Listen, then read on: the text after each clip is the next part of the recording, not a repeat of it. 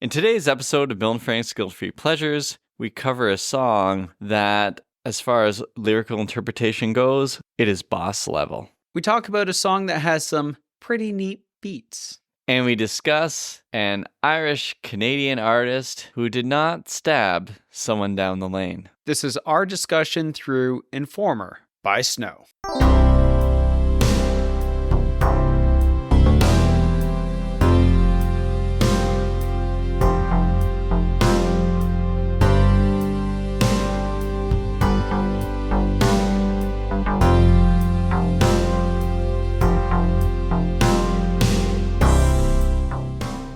Frank, usually when we do songs on this podcast, it's not a major struggle to figure out the lyrics. You know, I usually print them out and I offer you a copy, which you usually say no to. Well, yeah, because I am a little bit more hippie than you, so I just look at it on my computer screen as opposed to killing trees. Right, okay. But this song that we're doing today, I was looking on a YouTube video. Someone described it as the boss level for someone who's trying to learn English as a second language. So we have a special guest here today who actually suggested this song. So we brought on our good friend, Dan, who I teach with at my high school.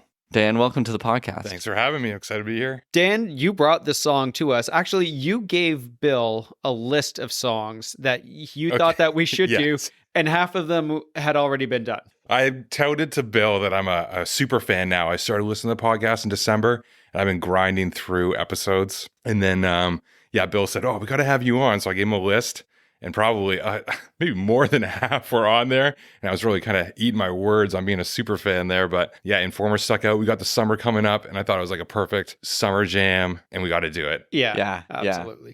In your defense, though, I don't even remember half the songs that we've done. That's fair, yeah. That is true. Even midway through a podcast, Frank will ask what song we're doing. Yeah. And I'll admit, I listen to you guys a lot while I'm like falling asleep. So it's possible maybe a few slipped in there kind of at midnight. Subconsciously, it's stuck in your head. Well, we do have smooth, dulcet voices. Totally. So Yeah. Okay, so let's talk Snow. We are talking about a fellow Canadian. So Informer, you know, say that I'm a snowman, I go glam. I like you boom boom down. Take the man that say that I'm a snowman, stop somewhere down the lane. I like you boom boom down. Informer, you know, say that I'm a snowman, I go glam. I like you boom boom down. Take the man that say that I'm a snowman, stop somewhere down the lane. I like you boom boom down. What's crazy is Snow, real name Darren O'Brien. Yeah. So he's an Irish-Canadian kid from Scarborough who has the highest selling reggae single of all time. It's pretty unreal. Yeah. It is. That's bonkers. Now, I just want to say on the outset, although there are similarities to Vanilla Ice because he's called Snow and Snow is white, and vanilla, unless it's French vanilla, is usually white, right? And so there's these sort of things that these are these white pretenders coming to steal music. But I feel like Elvis. Exactly. Sorry, Dad. Frank didn't mean that. Now, I feel like Snow has more in common with Eminem than he would with Vanilla Ice. Does that sound fair? I think so. I feel as though Snow came to it probably, or maybe a little more honestly, because he was in a very multicultural environment. So there was a lot of Jamaican immigrants who were new to Canada that lived in the same sort of neighborhood as him, and they kind of almost adopted him. Can we say that? Yeah, he said that he started off listening to rock and roll music, but then these new kind of immigrants had come in, and his neighborhood kind of had an influx of Jamaican, and he just like fell in love with the music. He was introduced to it by like a childhood family, and just loved the beats and loved the culture, and just felt it right away that he wanted to be a part of this. And he never claimed that he was at the same level as the other Jamaican dancehall greats. Like, because Dan, you and I were talking about this at school. Yeah, through his interviews, he always props up those that came before him and his influences. And I found him really likable and humble in a lot of ways, that he kind of gave props to those that came above him and really didn't want to be kind of the face of reggae, and recognized that there was bigger and more important names out there than he was. There is a very big similarity, sort of career arc to Vanilla Ice, though, in the sense that Vanilla Ice came onto the scene with Ice Ice Baby, and it shot up to number one. So it was the first rap single to go to number one on the Hot Billboard 100. 2 years later, Snow does the exact same thing for the first reggae song to go to number one. Irish Canadian kid from Scarborough has the highest selling reggae single of all time. That still just blows my mind. Yeah. And I think because of those similarities, that's why people look at Snow and Vanilla Ice through the same sort of lens. Kind of illegitimate, maybe, Yeah. but he didn't ever want to become the face of it. He kind of stumbled across it. And to me, I think they're kind of categorized in the same way. I was young, so I was still kind of just learning about music. I had a babysitter that loved much music, so I kind of got a lot of my music influences from her, or my window to music through her. And I remember kind of all the same time being Vanilla Ice and Snow and kind of that theme. And, MC Hammer was around at that time as well. And there's kind of a lot of other groups, but there's certainly, something about that kind of time period. It's like, it reminds me of neon colors. It reminds me of like squirt guns. Maybe that shows my age, but just kind of like, that's what imprinted on me on what summer was. Like Snow was part of the soundtrack of summer from kind of earliest memories for me. And there's a sense that people should be ashamed to like a song like this. And you could see movies that came out in the last maybe 15 years, and they make fun of Snow, kind of. But we're here to say they're wrong. This is a jam. Now, Frank, I just want to check with you because I'm never quite sure about this in a podcast. Do you like this song? It has a specific place in history. What about in Frank's history? In Frank's history, I'm trying to think, because this came out in 93, right? Or Right. 92. And you were a proud Irish young man in Yeah, I'm fake 93. Irish as well, right? Yeah, well, you were at least an eighth. Maybe a 16th or Okay, a 32nd. or a 32nd or something like that. Yeah, I think when it came out, I liked a lot of that sort of poppy hip hop that was coming around at the time. I gravitated towards Young MC over MC Hammer. I listened to Vanilla Ice. This kind of would have fit my wheelhouse. But in 92, so yeah, I'd be 15 years old. I think I was starting to gravitate away from this. Right. I knew that it didn't make a whole lot of sense to me. Mostly because I had no idea what he was singing. And what's crazy is the song is so like poppy and bubbly and fun, but it's about a really serious topic. Well, this is it. I think we need to get to this, is that Snow was already deeply involved in a life of crime by the Yes. time this song comes out. Yeah. And he's only maybe in his early 20s? So he's probably like 21, 22, 23. That sound about right? Something like that. Yeah. Yeah. Early 20s. Okay. And he was in prison when this song was rising the charts, because I think it goes to number one for 7 weeks Yes. around April. I know April is less than 7 weeks, but I can't remember when it started to hit number one. And Well, March 13th. oh, okay. 93. All right. Gotcha. Okay. Well, should we talk about his life of crime or his just life in general, maybe? Yeah. Should we start with the crime? It's on my tip of my tongue now. Yeah. He had a conviction of attempted murder with a knife fight at a party. He was at a party.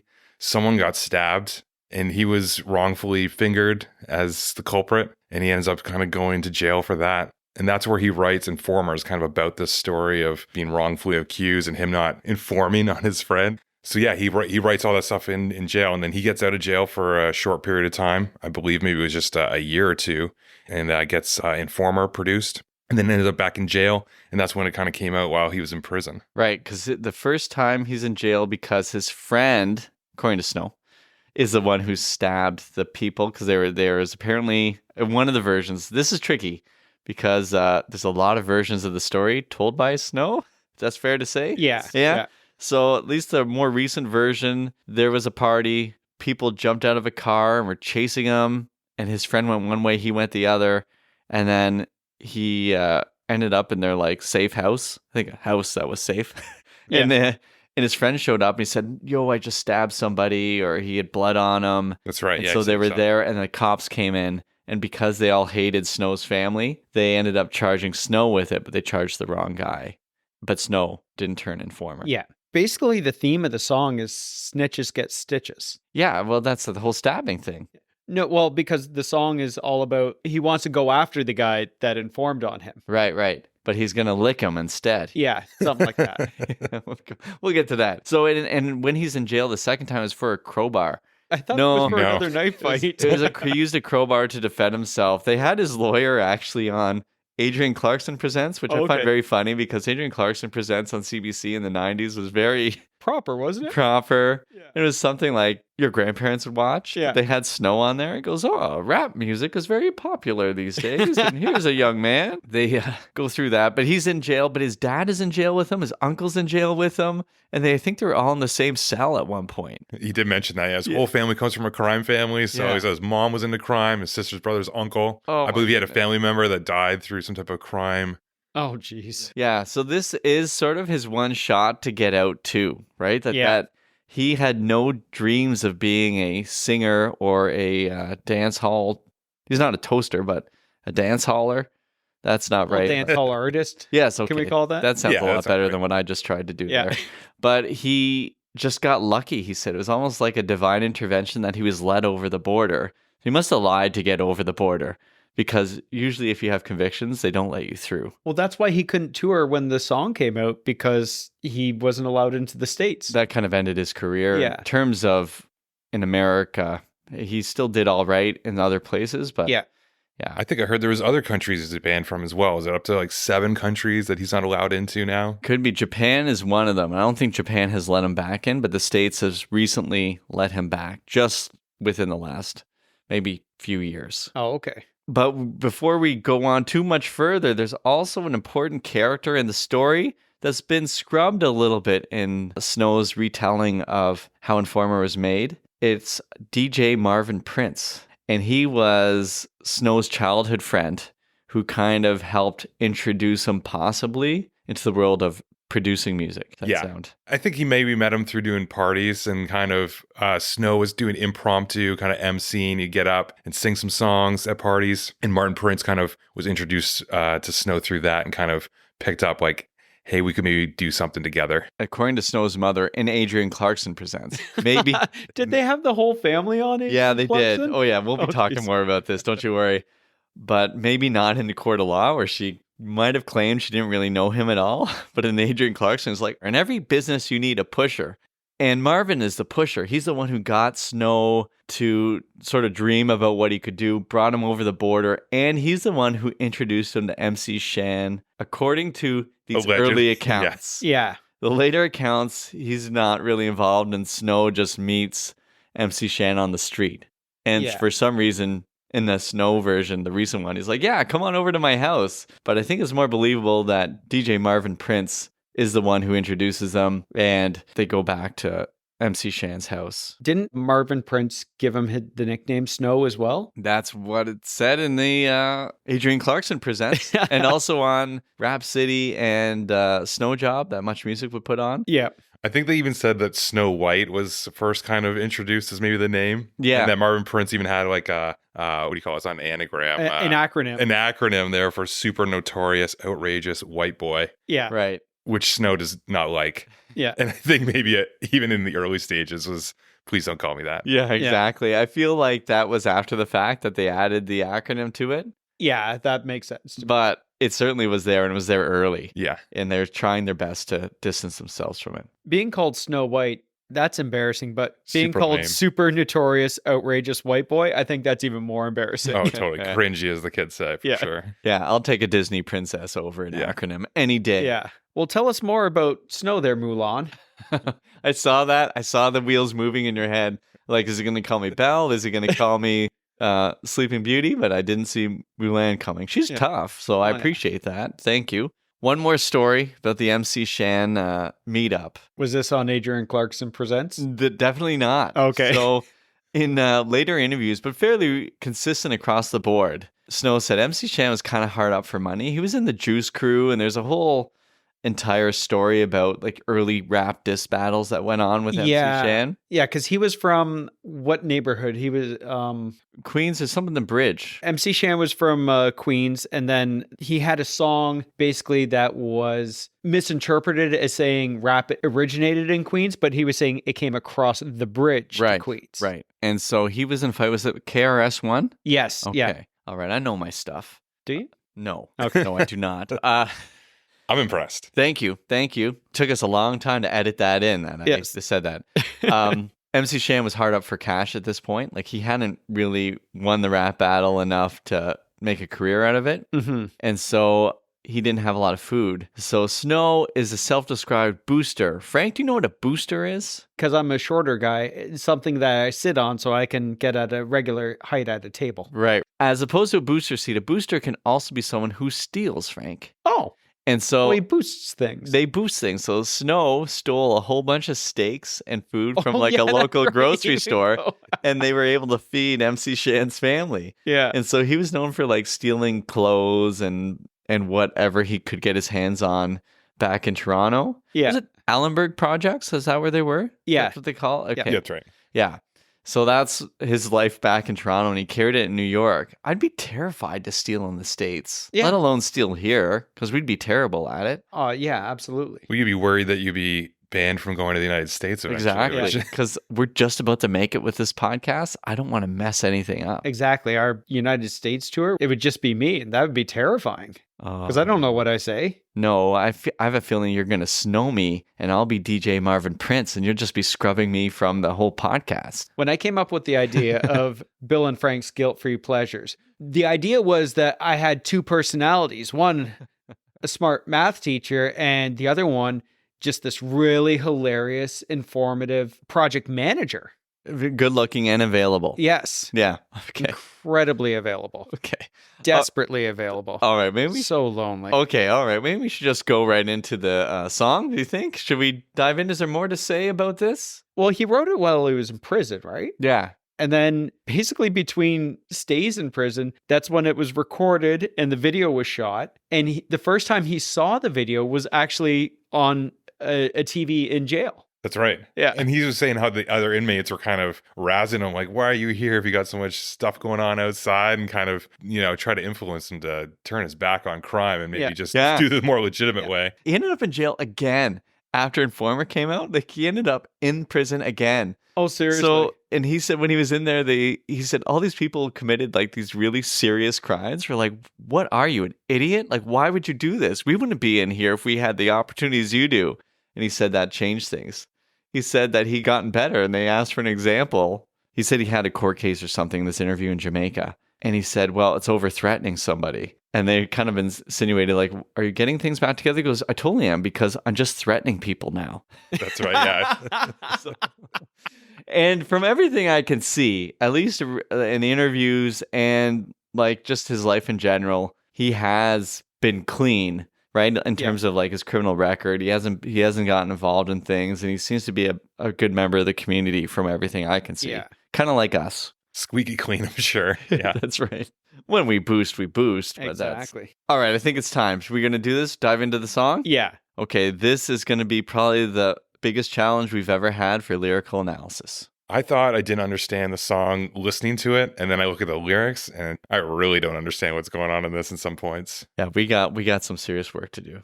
So we sometimes have a category called misheard lyrics when we go through what we thought they said and what they actually said. I think this entire song to me is a misheard lyric. Yeah. I have no idea. I never did. And like Dan says, I don't think after reading the lyrics, I have even less of an idea. The only thing I could ever hear was "lick your boom boom down," and I still don't really totally know what that means or what the context is in the I song. thought it was bum bum. Yeah, Am I the only one. Like I was like, Yeah, oh, that's a strange thing to say. Yeah. Yeah, it's so It's because he sings in patois, right? right. So like Jamaican patois, which is a dialect, right? He has a I guess. heavy Jamaican accent. Yeah. Yeah. Someone from Scarborough. Yeah. And, yeah, and every once in a while it's believable in the song, then other times not so much. It's the Canadian hoser accent mixed with Jamaican patois. I think there's actually a song on the album, 12 Inches of Snow, where he does some spoken word kind of stuff. And he starts off with kind of a Jamaican accent, and then it kind of trails off, and he's got this Canadian accent. Basically a Bob and Doug McKenzie. Kind of like Kevin Costner in Robin Hood, Prince of Thieves, where he just said, screw it. Yeah. I'm just going to speak in Iowa dialect. Frank, are you okay there? I don't think so. We don't disparage Kevin Costner here. I love that movie, but There Thank he you. is. oh, there he is. He's beautiful. Here on Frank and Dan's Guilt-Free Pleasures.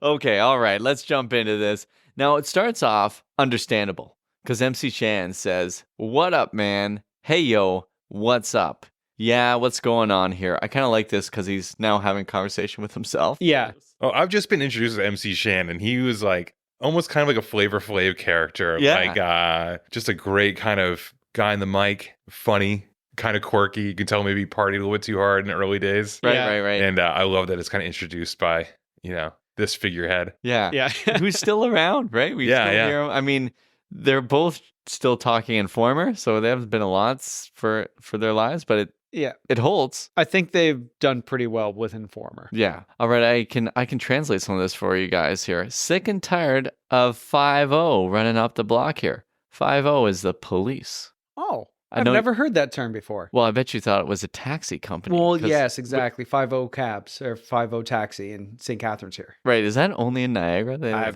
no 5-0? idea. I don't know. Yeah. I think it might be. Yeah. So this is where we have our own St. Catharines patois Yeah. to work through. Uh, Very different. The 5-0 is very Yeah, different. very different everywhere else. You know what I'm saying? Yo, Snow, they came around here looking for you the other day, and here comes Snow. Word. Word busted. And then we get those pretty neat musical beats. That's exactly what they were thinking about when they were producing this song. Let's bring in some of those neat musical beats for this song. I didn't know the Smother Brothers were the co-producers. here. Yeah. What's up, man? Hey, yo, what's going on, yo? I'm sick and tired of 5 running up on the block, you know what I'm saying? Yo, Snow, they came around looking for you the other day. Word, bust it.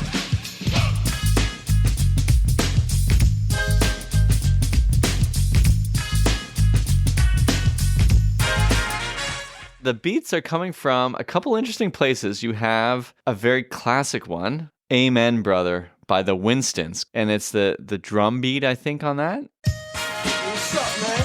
Hey, yo, what's going on, yo?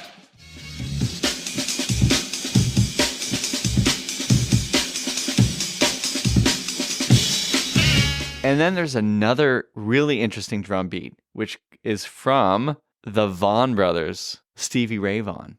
Oh, really? And Okay. it's Baboon / Mama Said, which I thought was interesting because I thought only Lenny Kravitz had done Mama Said, but I guess it might be a blues thing. Yeah. And so there's this like drum beat in the song that sounds very hip hop, which I did not expect from Stevie Ray Vaughan. Yeah. And this came from co-producer Edmund Leary that we'll talk more about later. But he was struggling with addiction issues and he was sitting in a bar where they played Stevie Ray Vaughan every day. And he just heard this beat and then just kept it in his head and then brought it in when he produced this.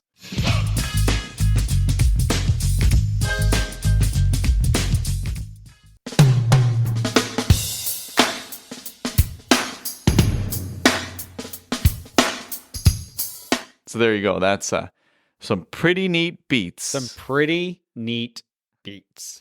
All right, let's just go straight to this. It starts with the chorus. We've talked about this before. It's kind of a rare move to go chorus instead of verse. Yeah. Informer, yeah, this is going to be tough for me to read. I'm just going to read it in our St. Catharines patois. Okay. Informer, yeah, no, say daddy, me snow, me a go blame. A licky boom boom down. I have down in mind. Do you have damn in yours or down? I'm down. I have down. Okay, Mine. so we're going to say it's down. Is this a good time to talk about that he's illiterate? Yeah, that's a good time. Because when I look at this, you can tell that has he written this? Where did he write this? How Right. did he write it? Does he do it kind of with a recording tape? He'd have to memorize the lyrics because, from what I can gather, never learned to read. So even when he was in high school, he got 2 credits. He said one he got, and he named it the science teacher, Mhm. which I feel like kind of struck me as a teacher. Like, oh man, what if I have a Snow? Will they remember my Yeah. name? And anybody else said, I don't know how I got the credit. This guy gave me the credit. I didn't do anything. He got another credit in jail, and he said he was in grade 9 for 4 years. But I imagine through his life, he never learned to read. And he said now he can kind of read, but he can't write it all. So he said if he tries to type up an email, it just shows up all underlined in red, and he has no idea how to fix it. Oh, really? Yeah. Oh, wow. I don't know. How do you do? I picture him in jail too, kind of writing on toilet paper with like a Yeah. melted pen or something like Right, that. right. Like, Well, I think it's like the oral culture thing from other Yeah. traditions where Yeah. he's a memorizer. So I bet you he has a great ability to remember things. Yeah. Unless it comes down to DJ Marvin Prince and whether he was really involved in the producing Yeah, of I this was album. going to Okay. say. But otherwise, he knows his stuff. So, Yeah. well, I mean, he claims his memories. I shouldn't be so cavalier about it. They make their claims. Okay. A licky boom boom down. Now, we haven't even got to the rest of the verse. No, Well, all right. Should we just read it and then talk about each I think part? we should Yeah. read it Okay. and then talk about it. Detective man, say daddy me snow, me stab someone down the lane. a licky boom boom down. Informer, yeah, no say daddy me, snow me a go blame, a licky boom boom down. Detective man, I say daddy me, snow me to stab someone down the lane, a licky boom boom down. Okay, before we actually get into the meaning of the lyrics, when Bill is speaking this, is anyone else in their head just thinking Jar Jar Binks from Star Wars Episode 1? That's not far off. All I am That's- thinking of right now. Oh, yeah. Well, that's a fascinating connection. I never even thought about that, but they do kind of say that Jar Jar Binks was culturally appropriated from Caribbean culture, possibly. Yeah. I mean, I don't know the legitimacy of that, but Yeah, Jar Jar didn't certainly- grow up in Allenbury projects. No. Yeah, yeah. I have a feeling I won't read these chorus lyrics again for the rest of this podcast. No. I don't. Or ever again in history. Or in history. Informer, you know say that I'm a snowman, I go blam. I like you boom boom down. Take the man that say that I'm a snowman, stab somewhere down the lane. I like you boom boom down. Informer, you know say that I'm a snowman, I go blam. I like you boom boom down. Take the man that say that I'm a snowman, stab somewhere down the lane. I like you boom boom down.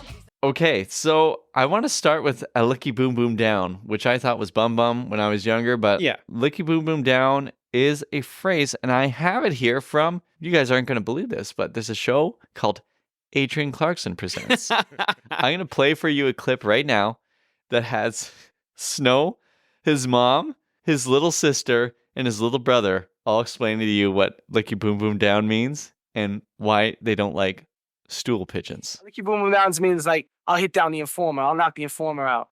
Because informer's the guy who ratted on me. That song's about somebody who ratted on me and put me in jail. Licky boom boom down? What does that mean? That means that if you're a stool pigeon or a rat, you're going to get a beating down the lane. I lick your boom boom down means that he's gonna knock him out. The informer, he's gonna, knock him out. Oh, just because it's true? It's true because people did rat on him and he doesn't really like stool pigeons and rats. kind of brutal. Like to hear kind of kids being indoctrinated in this, the language, the culture, Oh, yeah? this crime. Yeah, stool pigeon isn't really a word I was familiar with. I've heard it, but I didn't realize.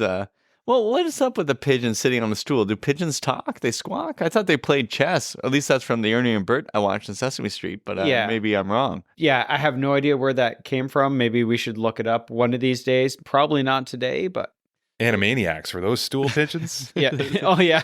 The people have tried to claim Licky Boom Boom Down's just this other phrase, but clearly it means I'm going to beat you up. Yeah. But it also might mean shoot you. Basically, snitches get stitches. Right. All right. Detective man. Frank, that's a detective. Yeah. Oh, I figured that much out. Okay. And when he says, say daddy me, snow me, that just is another word for I. So, Gotcha. so this might be the ultimate song of someone talking in third person about themselves. Yeah. This is a masterclass of third person Exactly. talking. Yeah. So it's just not me, snow, me. So just in case you didn't know who me was, it's snow, and then snow is me. And so, it could be a lot shorter if you just used that sort of first person pronoun. Yeah, it could have been like a 2.5 minute song. I feel like a lot of the words in here are just trying to get the rhythm proper, Yeah. They've added things in that don't quite make sense just to kind of get the rhythm kind of played out. Yeah. Yeah, you have to get the right number of syllables that you have to Yeah, that's smash right. in. You need like 500 syllables to smash into one line, right? Yeah. And we'll just keep on adding more snows. Yeah. He said his Irish dialect, although I just assume when people say they're Irish, like you when we were in high school, we're just Canadians who would cheer for Ireland maybe at a World Cup qualifier Yeah, or or something. Euro Cup or something Yeah. like that. But he said, no, and if you know some Gaelic, I guess, you got to be able to spit rhymes like this. I didn't know there was much Gaelic rhyme spitting out there. Well, Never heard Irish Well, when rap. I was in Wales, which I know there's Welsh Gaelic and Irish Gaelic, but you in know that Wales, Wales and Ireland are different places, right? they are, but if you don't count the water between them, That's where the it's- whales live, though. that's very good. I set myself up. That was very good, Frank. But they are connected by land if you don't include the water. If there's like a land canal. Exactly. When I was in Wales, you'd see these like really long titles for, I don't know, it'd be like there's a bathroom here and it'd be like about, I don't know, 150 characters. Yeah. And then someone said it to me and I had no idea what I just heard. So like Informer. Yeah, so there you go. There's my connection. Yeah, okay, gotcha. It was a very loose connection. So loose that I don't think they're actually connected. Thanks, Frank. Like Ireland and Wales. I did take a boat from Wales to Ireland. Was the boat the entire like distance of the ocean between? So it was actually like a bridge? Okay, so this is the geography thing. I think I have you on geography here. They are connected by land if you don't include water. I maintain it. Okay. Okay. All right, let's just jump to verse 1. There's no way this can go any worse than chorus 1. No. Police of them. Okay, here we go. So I'm starting to get a sense of the patois that you say me snow, police them, right? So you're gonna give the pronoun and the proper noun there. Police of them, they come and they blow down me door. One he come crawl through my window. So they put me in the back the car at the station. From that point on, me reach my destination, where the destination reachin' out of east detention, where they look down me pants, look up me bottom. So. Only lyric I can think of that references a cavity search. That is a challenge to our listeners. Yeah. Yeah, please write in with your cavity search references. That's right. We want to know more. Police of them don't come in and they blow down me door. Rain it come pour through my window, so they put me in the back the car at the station. From that point on, I reach my destination, where the destination region out of east detention, where them look down my pants, look up my bottom, so Informer. You know, say that I'm a Okay, this sounds like what actually happened when he was put in jail for the whole stabbing thing. Yeah. So I feel it makes sense. Like the police came, they took him to East Detention Center. That's the name of it, and they made sure he wasn't carrying anything top or bottom. Yeah. Checked his prison wallet. All right, so we jump in the chorus, which I am definitely not going to read again, and then we're gonna get to verse 2 here. Okay. All right. This is where we got trouble. You gonna read this one, Jar Jar? Okay. I don't want to put an accent on it, but I'll try to move quickly. Okay. So bigger dem are they think dem have more power. Dep on the phone me say dat 1 hour. Me for want to use a once and now me call me lover. Lover who me callin' and I wanna tammy. And me lover in my heart down to my belly. Hey, yes, say daddy, me snow me, I feel cool and deadly. Yes, the one MC Shan and the one daddy Snow. Together we love 'em. Is a tornado. big on them all, they think them have more power. They on the phone, me say they wanna war. Me for once I use it once and now me call me lover. Love who me calling on the one tell me. And me lover in my heart down to my belly.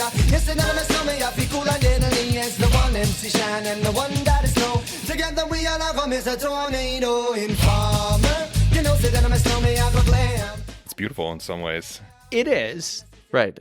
I feel like the love he talks about with MC Shan isn't like them loving people, but what they do on the stage. Does that sound right? I'm going to say yes. But he also talks about his best girl, Tammy. Right. Who he stayed with till she passed away, Yeah. sadly, in 2009. I think. 2009, yeah. All right. I struggled a bit more with that. I had to go online to watch people sing it and then underneath read the... Read the lyrics? Yeah, read the translation. But so he's claiming the police, just because they have power, think they're better than him. That sound about right? Yeah. Because on the lyrics I have written here, they were really kind to write a translation afterwards. And I want to bring something up real quick about this, and we'll talk about the video later, I'm sure. But when they released the video to MTV in the States, they had basically a closed caption underneath with the lyrics so people could try and read along and understand what it was that he was singing. Right. Was that official? Who wrote those translations? I have no idea. I thought it was like a joke when I saw it. I thought Yeah. they were making fun of him. Oh, So, it wasn't. Yeah, So the police think they have more power because they're bigger in terms of metaphorically. They have guns and everything. Yeah. And he's calling his girlfriend, and her name is Tammy, and he loves her a lot. And she makes him feel cool and deadly in love. And then he refers to how he and MC Shan love like a tornado. Yeah, and again, I'm pretty sure that's loving on the stage, not Yeah. anywhere else. Love for the fans, love for the music, love for the performance. That's right. That's right. I don't know what else to say about that there. I feel like I'm at a loss for words for analysis here. No, this is a tough one. This is... I don't This know is if the toughest lyrical analysis you've ever done. Absolutely. This is boss level lyrical analysis. Yeah. I feel like we're sort of punching above our weight here. Yeah. I think we better do a Leonard Cohen song next week just to keep things easy. Yeah. Then we go through the chorus again. Yeah. And we've done that before. Mm-hmm. Okay, here we go. He wants you to listen to him. Yeah, verse 3. Verse 3. So listen for me. You better listen for me now. Listen for me. You better listen for me now. When a me rock on the microphone, me rock on steady. Yes, a daddy me snow me are the article dawn, but the in and a out a dance and they say, where you come from, eh? People say you come from Jamaica, but me born and raised in the ghetto that I want ya to know. Pure black people, man, that's all I man know. Yeah, me shoes are a tear up, and me toes used to show where me a born in our the one Toronto. So. That was tough. That was difficult for me to sit here and watch you do that. Sorry about that. It's This okay. is getting worse and worse. So listen for me, you better listen for me now. Listen for me, you better listen for me now. Bring me the rubber, the microphone, the rock and stay. You see that I'm a stomach, yeah, the art to cut down, but I'm not in and out of the dance. I mean, say where you come from. People them say you come from Jamaica, but me born and raised in the ghetto, no one tell for no. Pure black people, man, is all I'm on. No, yeah, my shoes and them tear up, and my toes just a show. When me a ballin', I don't want your answer, so it's far. Well, I guess he's giving us his background here, right? He's Yeah. he can rock the microphone. He rocks steady. People ask if he's from Jamaica. He says, no, I'm from Toronto. Right. What do you think?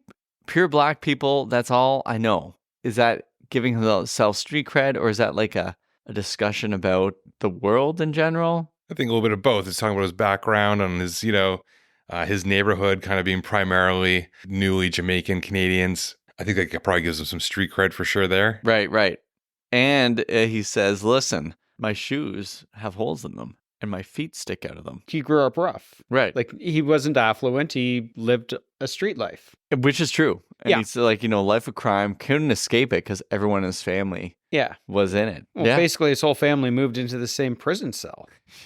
Feels like a reality show waiting to happen, but they weren't quite there yet. Yeah.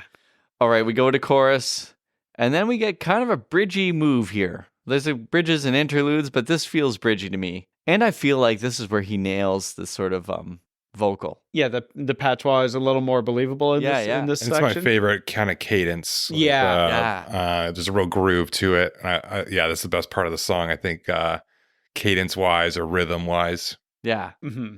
And I'm going to ruin it right now for you Here both. we go. Perfect. Come with a nice young lady, intelligent, yes, she gentle and irie. Everywhere me go, me never left her at all. Yes, a daddy snow me are the Rome dance man. Roam between a dancing in a nation. You never know, say daddy me snow me are the boom shakara. Me never lay it down flat in a one cardboard box. Yes, a daddy me snow me go reaching out the top. So. Come with a nice young lady, intelligent, yes, she jungle in Ari. Everywhere me go, me never left for a tally. You say that it's no me, I the rum dance man. Rum it in a dance, in a nation. You never know, say that I'm a stomach, at the boom shaka. Tell me never lay it down flat in a one cardboard box. You say that I'm a stomach, I go reaching at the top, so informer. What do we got? What does it mean? I have no idea. All right, so There's no annotations on Genius Lyrics about what this verse is about. luckily I do have some here. Come with a nice young lady. That's he's bringing her around. Yeah. She's intelligent. Yes, she's gentle and irie. Irie equals excellent. Gotcha. Okay.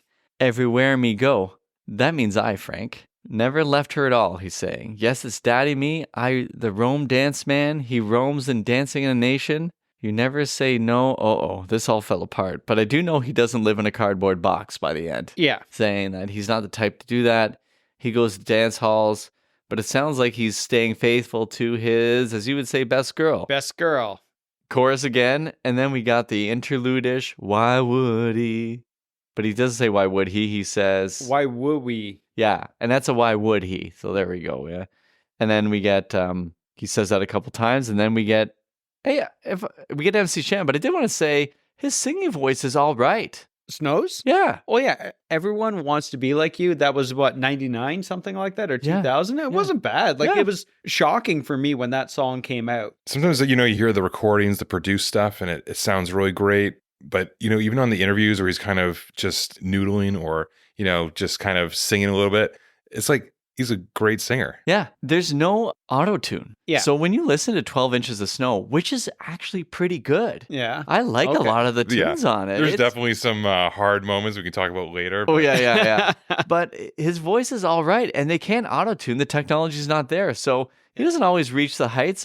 There's a lot of Color Me Bad he's reaching for. I know this because he's saying, I Want to Sex You Up to MC Shan as an example of what he could do. Oh, serious? Yeah. That's So- awesome. So we got some of that in there. Anyways, MC Shan is coming up next. Yeah. The bridge rap, which you get in these songs, especially in the 90s. Often in the pop song, you'd get the rap verse in, but Yeah. this is the dance hall reggae with the rap verse. Yes. Which makes perfect sense. This is terrible to say, but I can understand what he's singing. Right. I know what these lyrics are.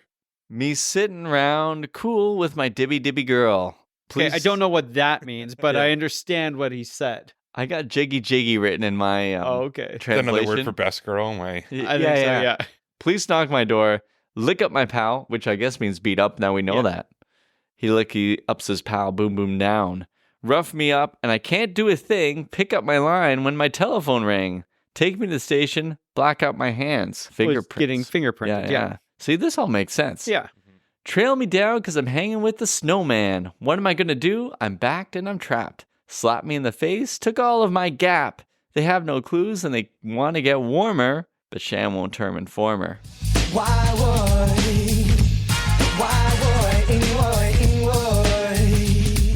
Me sitting round coolin' with my dibby dibby girl. Police knock my door, lick up my pal. Rough me up and I can't do a thing. Pick up my line when my telephone ring. Take me to the station, black up my hands. Trail me down cause I'm hanging with the snowman. What I'm gonna do, I'm backed in a trap. Slap me in the face and took all of my gap. They have no clues and they wanna get warmer, but Sham won't turn informer. informer? Frank, Genius lyrics were really helpful here when they said getting warmer. That has to do with a game you play when it's like hide and seek or Oh, something. hot and cold. Like, Yeah, hot or cold. Yeah. Yeah, thanks, Genius. Thanks. Yeah. Good job. Well, I can't believe that they took all of his clothes from the Gap, too. Like, did That's MC a true Stan crime. That's- have like a lot of like khakis and sweater vests? That would be fantastic. That would well, be I mean, Snow fantastic. kind of looks that way in the video. It Oh, does yeah. not look scary at all. No. Like, ooh, his glasses are halfway down his nose. Watch out. Well, and then that takes us to chorus from there. I mean, the MC Shan thing just makes sense. Police come in, they're trying to threaten him, but he's not going to inform on Yeah. Snow. He's not going to turn snitch. Right. You get that final thing at the end when he goes diggity dum, wee. Sorry, do that again, please. I absolutely will not do that again. It's enjoyable. I mean, you get to the end and it's exhausting. Yeah. If oh, you're trying absolutely. to analyze this. I'm very tired right now.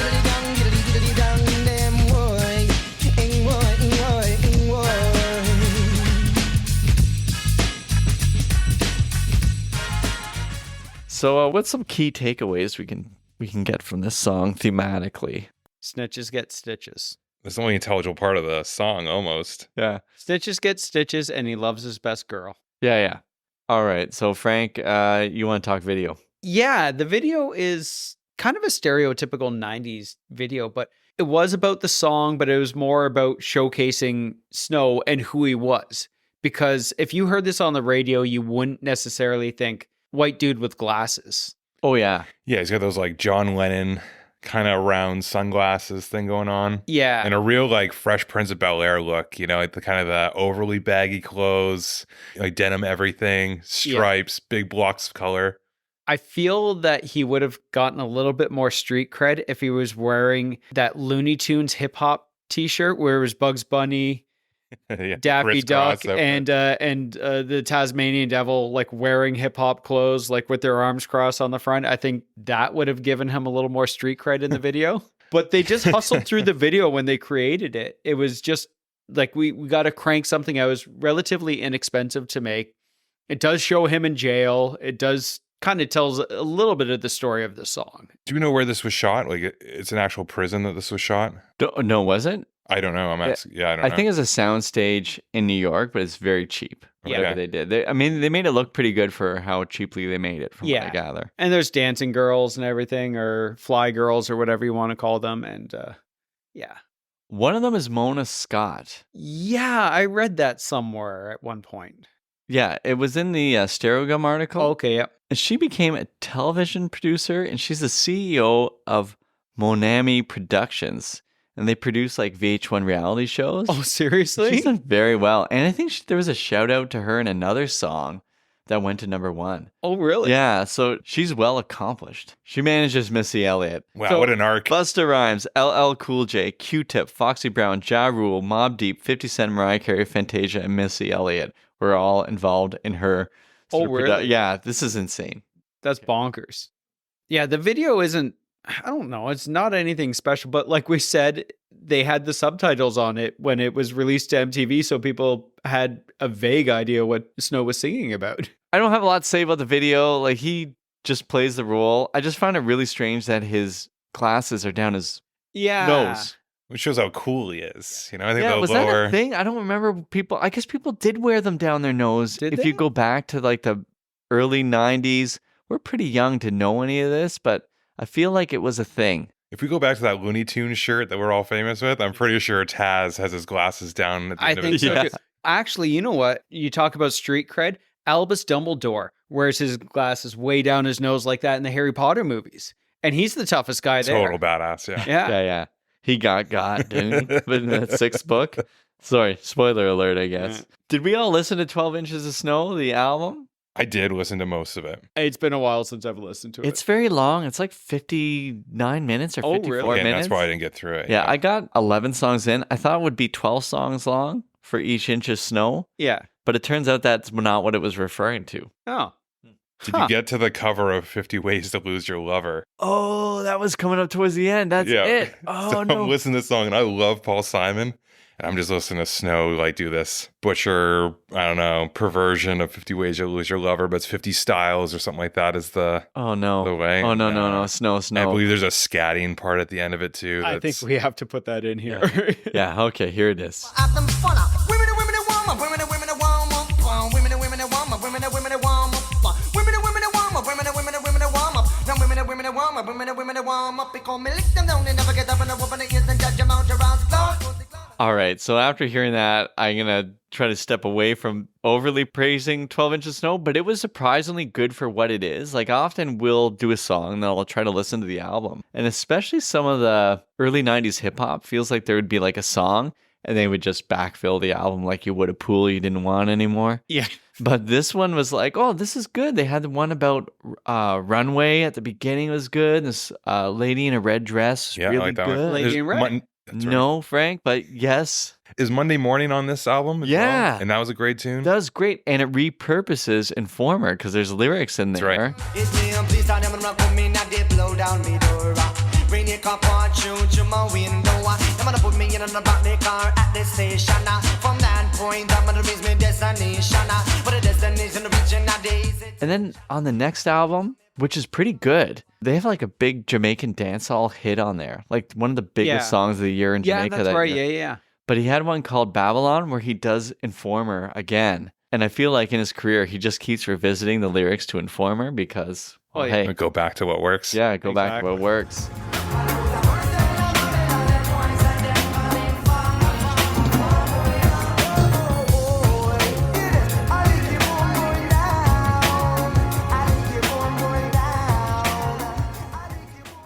There was a version of Informer from 99, Yeah. like a remix. But in that one, he says, "Who stabbed them?" And he says, "I did." Oh, seriously? Yeah. I'm like, oh, no, that's not funny. Is there statute of limitations on? Yeah, I don't know, Snow. You want to get back in America. I think that might have added 15 years to Yeah. him not getting back in there.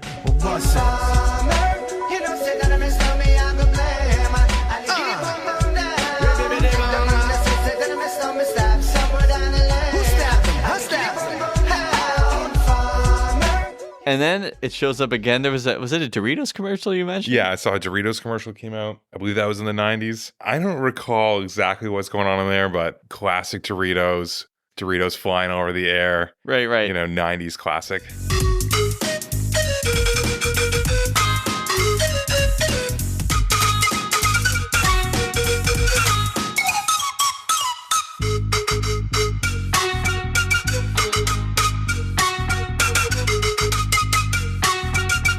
And then we have just going through these versions. One you brought up, Frank, before we started recording. Oh, the one on In Living Color where Jim Carrey plays Snow and it's called Imposter. Yeah. It's basically talking about being a white dude from Toronto who's a reggae star. And Snow loves the Jim Carrey version. He said, like, he had to make that joke. And he's like, I love it. And Jim Carrey's actually did a pretty good job of his Popeye routine. Oh, He yeah, did. yeah. It The was- Popeye part was spot on. Imposter, like Vanilla Ice, the people are sick of me. They put my boom boom down in 4 months. My brother'll be back in Canada working a day job with a burger crown.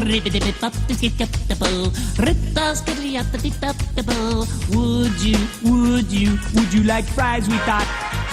A hot apple pie with that. Going back to the parallel between Snow and Vanilla Ice, because Jim Carrey did the Vanilla Ice parody on In Living Color as well, where he did Ice Ice Baby. Right, right. Do you find revisiting Living Color kind of tricky? Yeah, oh, very much so. Yeah. I don't feel it holds up a lot. No, there's a lot of stuff that could never be made. No. Kind of like the song. It's there's parallels to both, I feel. Yeah. There is one more version that Dan shared with me when we were talking about this. I love obscure YouTube videos and try to get deep into it. And when I knew I was coming on here, I did some of the deepest dives of YouTube I could maybe have ever done. I don't know. Yeah. And I found this kid Oliver on, was it a German talent show type thing It might have been. or a serious? Dutch talent show? And it's this 12-year-old white kid that's doing a pretty great cover of Informer. Oh, With that's all awesome. the lyrics. Oh, seriously? Like stabbing people and his lover. Frank, I got to play a little bit of this for you. So Informer, so them gonna stole me, I go blam. I lick your bum bum down. Take your money, so them gonna stole me, stop someone down a lamb. I lick your bum bum down. Informer, so them gonna stole me, I go blam. I lick your bum bum down. Take your money, so them gonna stole me, stop someone down a lamb. I lick your bum bum down. Informer! But you can tell he sounds Dutch. Oh, yeah, totally. Informer! I love how out of breath he is, too, by the end of it. Yeah. He nailed it for any version I saw online. I saw a really good one where it was a YouTuber just playing piano, and then underneath it, she's singing it in this sort of happy way, but she's doing the patois, but underneath it was her own sort of subtitles. Oh, okay. And you can see, like, he says his name a lot, right? She just Oh, included okay. her own So little it's information. like a stream of consciousness, Yeah. what she might be thinking, right? Yeah. We got a lot in the show notes, folks. Yeah. So check it out. I'm going to put all these clips in. Okay. So there's our versions. We didn't talk about Daddy Yankee. Okay. Let's talk about the Daddy Yankee thing then. So it's called. Con Calma, Okay. Yep. I think, something like that. Yep. And it was basically a reimagining of Informer. Right. And Katy Perry gets involved in American Idol as well, I think. Yeah, Katy Perry gets involved on it with some new lyrics and singing on the recording as well with Daddy Yankee, I think. Okay. Right. And then is in the video that Snow still wasn't allowed into the States. So he shot his scenes in Toronto. Oh, serious? And then he's never met Daddy Yankee. Oh, seriously? yeah. Oh, okay. Yeah. So Oh, wow. maybe they have now. Very strange music video with the giant heads.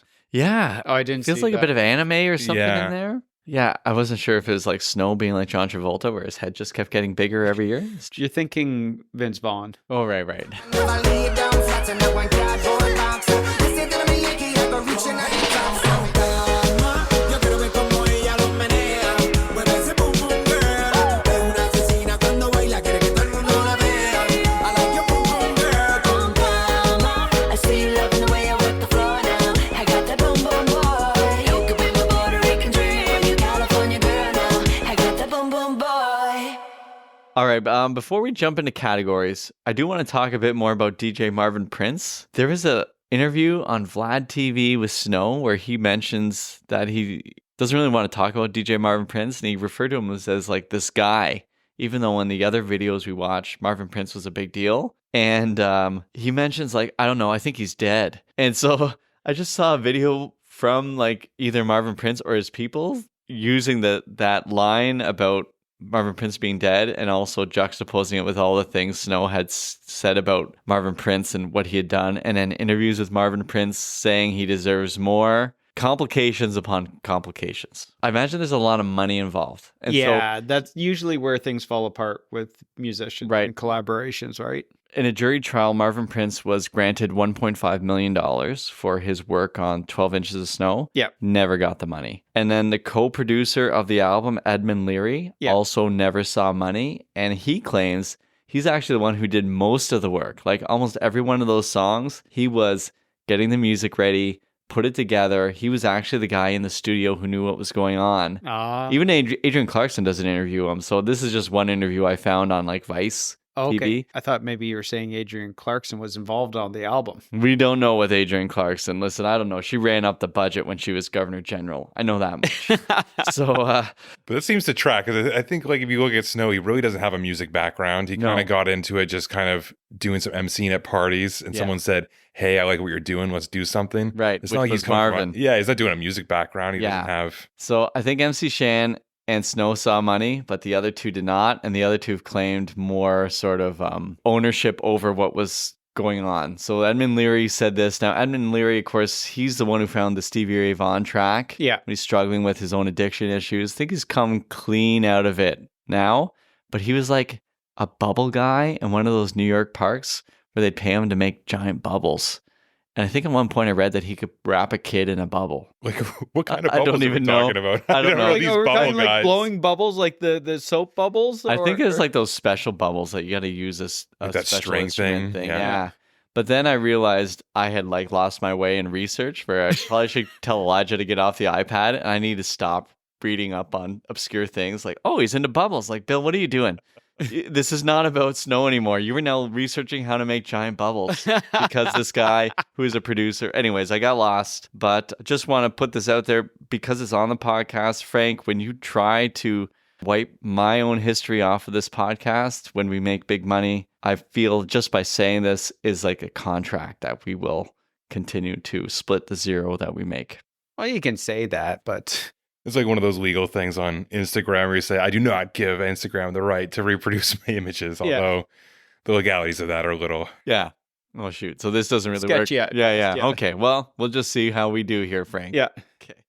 Well, the great thing is, if we never make money, we don't ever have to fight over it. That's right. That's right.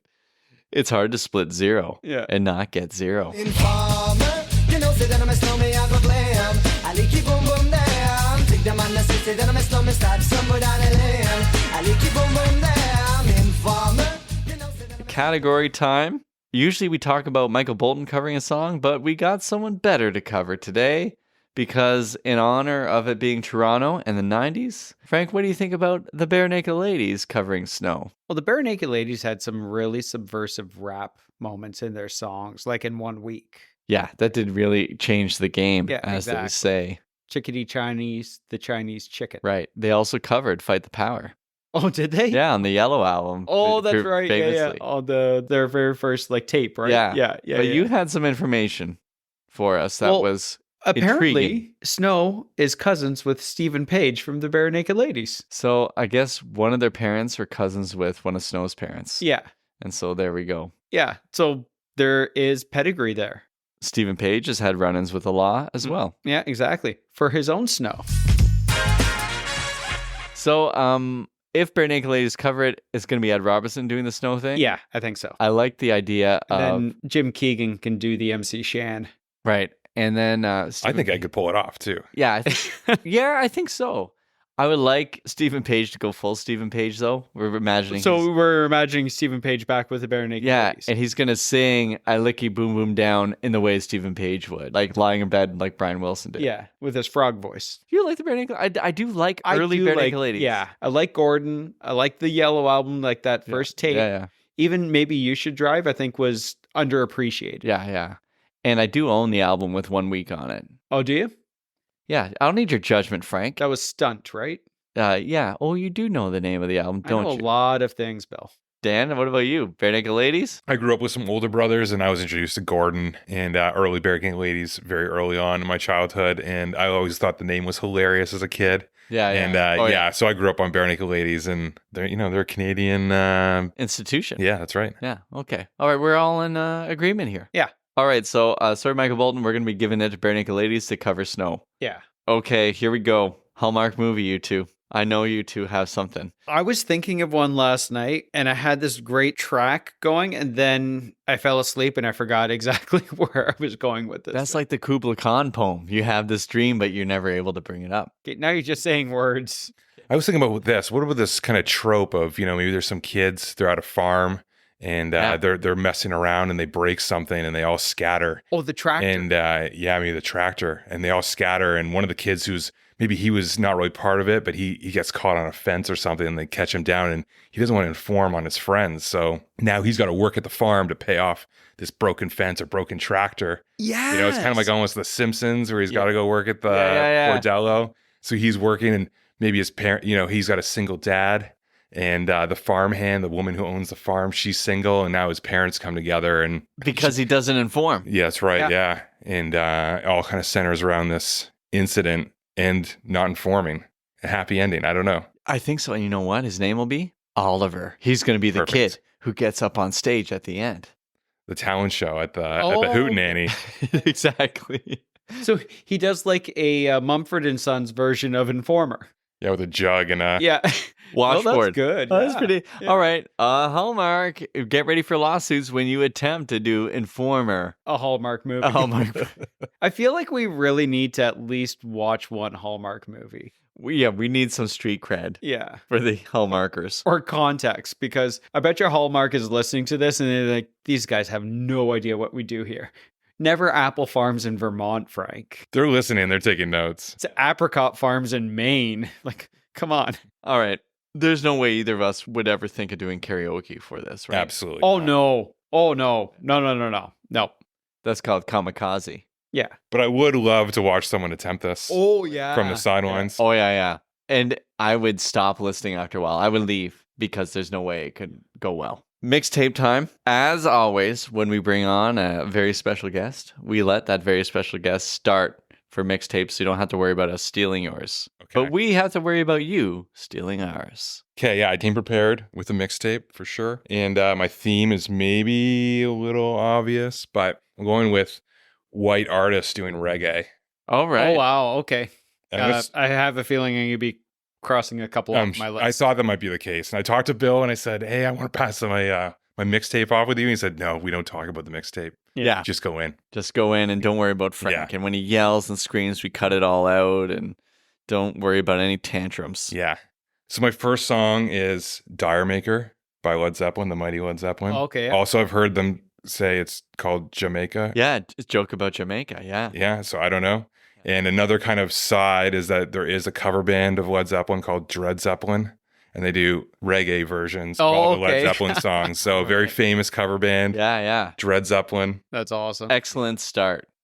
My second song is Eric Clapton, I Shot the Sheriff. It's a cover. I try to avoid covers, but Eric Clapton, I Shot the Sheriff, I grew up on with my dad loving Eric Clapton. Right. And I thought of it as an Eric Clapton song for a while, probably early on until I found out it was, in fact, Bob Marley. And then I got Sublime, Santeria. Yeah. Maybe like quintessential 90s reggae, white reggae kind of band. And then if you guys ever heard of the band Slightly Stupid. No. They are another kind of sounds like Sublime, kind of that California white reggae kind of sound. They got a song 2 a.m. Very reggae, but generally it just sounds kind of like that. Yeah, in the early 90s, that was the sound that was sweeping the nation. That's right. Yeah. And then my final one, and this is maybe the best one, is Steven Seagal doing Strut. He did a reggae album. Wait, you mean yes, the Strut I'm thinking of? Strut by Sheena Easton? Sheena Easton? I don't know about the Strut by or was Sheena it Easton. Kiss? But he has Kiss did Strut. Oh, didn't that's right. That's right, yeah. Oh. But Steven Seagal put out a reggae album. That's right. He speaks in patois. He has a Jamaican accent. Oh my goodness. His album starts with the song Strut, and not super safe for work. He's got some, themes in there that are... Well, when your whole entire body is registered as a lethal weapon, you can do whatever you want to do. Exactly, right? When he loves like a tornado, everyone dies. Yeah. When the girls start to That's what you could look at there, but you shouldn't. But the God grace is just a pity, not just there to cover her. That was great. And surprisingly, you didn't take anything from my list. Oh, awesome. All right, Frank. Well, let's All right. go to your list then. All right, so mine is reggae infused or inspired songs. So Why Can't We Be Friends by War. Right. And a Lethal Weapon 4. That's right. Oh. Sorry, I just threw. Is it? I hate have Lethal no idea. Weapon 4. Yeah. I hate that movie. All right. I'm not going to go there. Yeah. Oh Carolina by Shaggy. Mr. Lover Lover. Nice. Electric Avenue by Eddie Grant. Oh, it's classic. Close to You, Maxi Priest. Oh, and that were true dance hall music. Yeah. Yeah. The Tide is High by Blondie. Very good. And I'm going to finish it all off with Red Red Wine by UB40. Beautiful. Well done, Frank. Written by Neil Diamond. Yeah. Yes. Yeah. I think there's UB40 in our future. I think so too. Yeah, there's got to be. Yeah. Oh man. Okay, you did take one of mine. Okay. That was fair enough though. I It have was the one. Shaggy one. I saw you. Yeah, I was gonna swipe it, but I'm like, wait, I just leave it on here because I'll move it in the mix. So I went with dance hall-esque music from the 90s. My first one is Here Comes the Hot Stepper, which is Aini Camus. Yeah. Aini Camus. Okay, and Salam Rami. Clearly, I know what I'm talking about here. Yeah. Salam Rami, isn't it? Okay. And then I jumped way forward to the other great dance hall singer of the six, Drake. One Dance. Nice. Then I have Mr. Loverman, Shabba Ranks Yes. with Chevelle Franklin. And then, I ran out there. So I'm going to throw in there I Adore Me More by Color Me by Bad. Color Me Bad. Just Nice. because I know he liked Color Me Bad. And it's not dance hall, but it's a great tune. I know I took Shaggy from you, but you can put Shaggy back on with Boombastic. Yes. Okay. I saw that. And I was like, well, I better pick this one. Yeah. All right. We'll throw Boombastic. Perfect. And I Adore Me More. Yes. Not dance hall, but sweaty. Very sweaty. So Snow was a fan of Color Me Bad because he performed I Want to Sex You Up for MC Shan, right? Big fan of Snow, Drew Carey. Snow performed a reggae version of the Drew Carey show theme song. Well, there no you way. go. Oh, nothing. I love the theme song, and I'm gonna go home and definitely give that a listen. So down a loser in soul.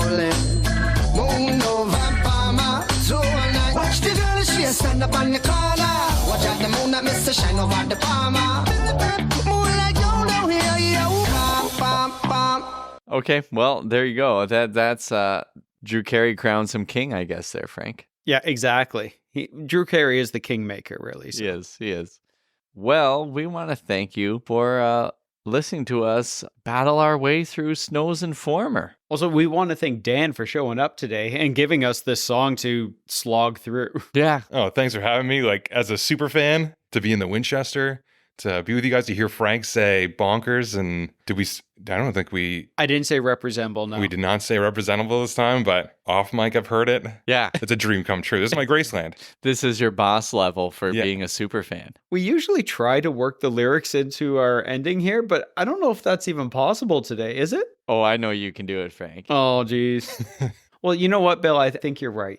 I think perhaps we can thank our listeners for enduring through this analysis of the song and spend time with us. And even if you turn Informer on us, I can promise you that we will never lick you boom boom down to our listeners. Solid. That was so tough. That was the toughest thing I've ever done. We got there. I like it boom boom down. Diddly dong, diddly dong, damn boy. Ing boy, ing boy, ing boy.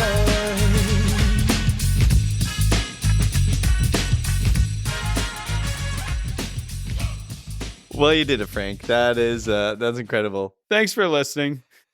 Thanks for putting up with us.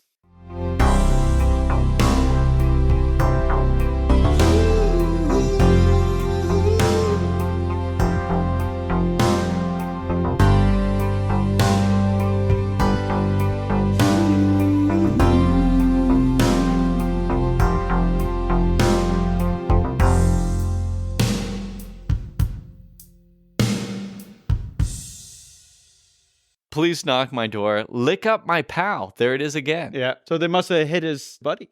Yeah. Or it was one of those police that you pay money to and they bring a boombox and they play the music and then lick up your pal. Hot cops, yes. I'm very familiar. That's right. Everyone's got to make money, Frank. You do it your way. We do it our ways. Is Frank the hot cop? Is that what Yeah. we're talking about? That's your sidekick. That's right. So this is also part of a Patreon level 3. Frank will do his hot cop. He will. Yeah. He's dressed up in his hot cop outfit right now, actually. Yeah, that's right. That's right. It's very warm in here. Yeah.